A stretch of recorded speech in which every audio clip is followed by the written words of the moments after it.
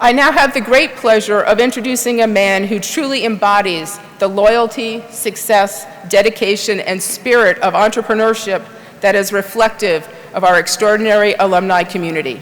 Today's commencement speaker, Mr. Scott D. Sheffield.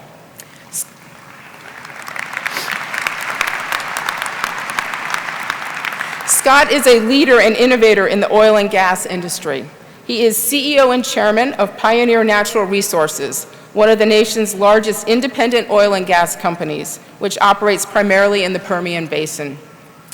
The son of a petroleum engineer and international executive with ARCO, Scott was raised in Tehran, Iran, and earned a bachelor's degree in petroleum engineering from UT Austin in 1975. He joined Amoco as a reservoir engineer. In 1979, he became the 5th employee of Parker Parsley Petroleum Co in Midland, Texas, where he served as the sole staff engineer. In 1985, he was named CEO of the company and then became chairman in 1991. Under Scott's leadership, Parker Parsley experienced tremendous growth and success and ultimately merged with MESA Incorporated to form Pioneer Natural Resources. Scott's contributions to the energy industry have been recognized by many organizations. He received the Permian Basin Petroleum Association's prestigious Top Hand Award and was inducted into the Permian Basin Petroleum Museum Hall of Fame. He was named a Distinguished Engineering Graduate by the Cockrell School in 1996 and received the Distinguished Alumni Award from the Department of Petroleum and Geosystems Engineering in 2015. Scott is a longtime friend and loyal supporter of UT Austin and Texas Engineering. He has served on the Cockrell School's Engineering Advisory Board and provided generous support to our Department of Petroleum and Geosystems Engineering. His contributions allowed us to enhance the drilling and production curriculum and recruit several world-class faculty members. Scott, you have made a tremendous impact on our industry, your industry and our community, and your story of success is an inspiration to our students. We are honored to have you with us today.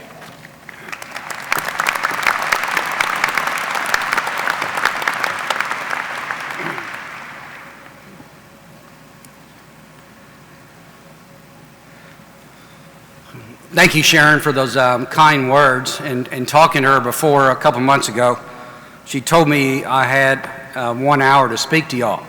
But I promise I'm going to cut it down to about 10 minutes. And I always like to get to the point.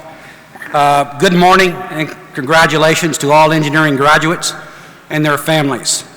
This is also a special day for me also. My parents were living in Venezuela when I graduated from the university in December 1975.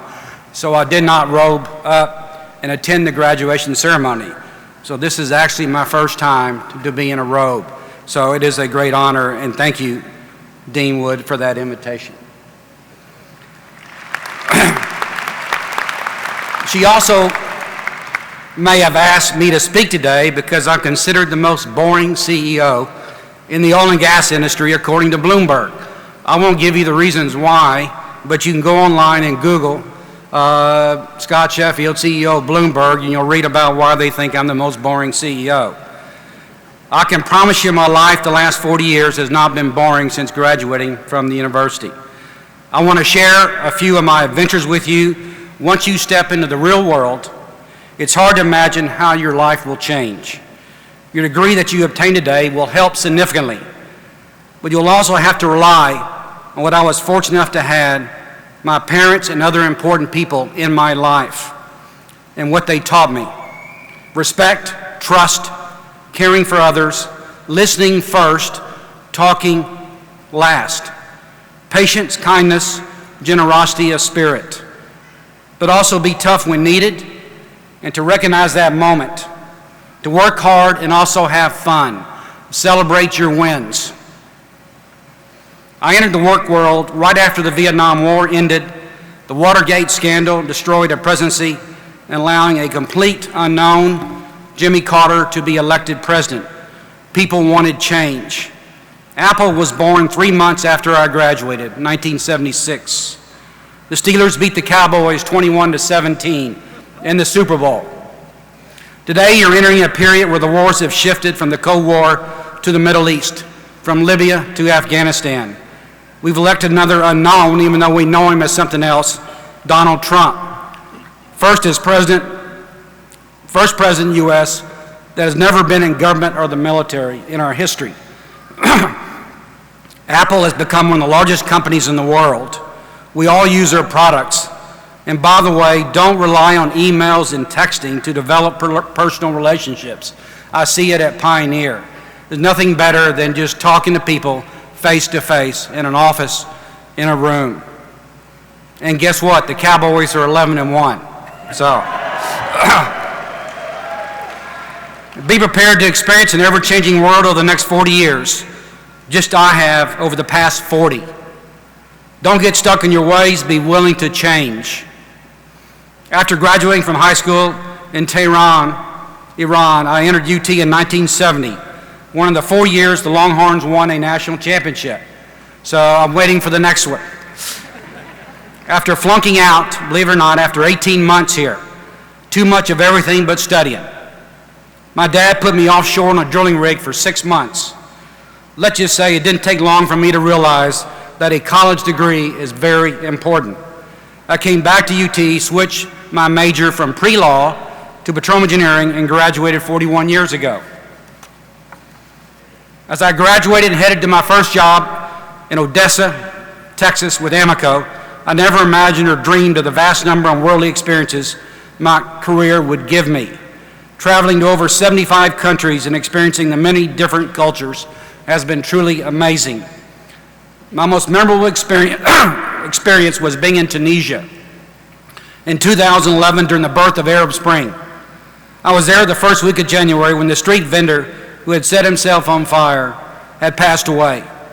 I was in the American embassy asking the ambassador if there was any concern about a revolution. And he mentioned to me the CIA just talked with him. He said, no, nothing is going to happen. Then, of course, Arab Spring started.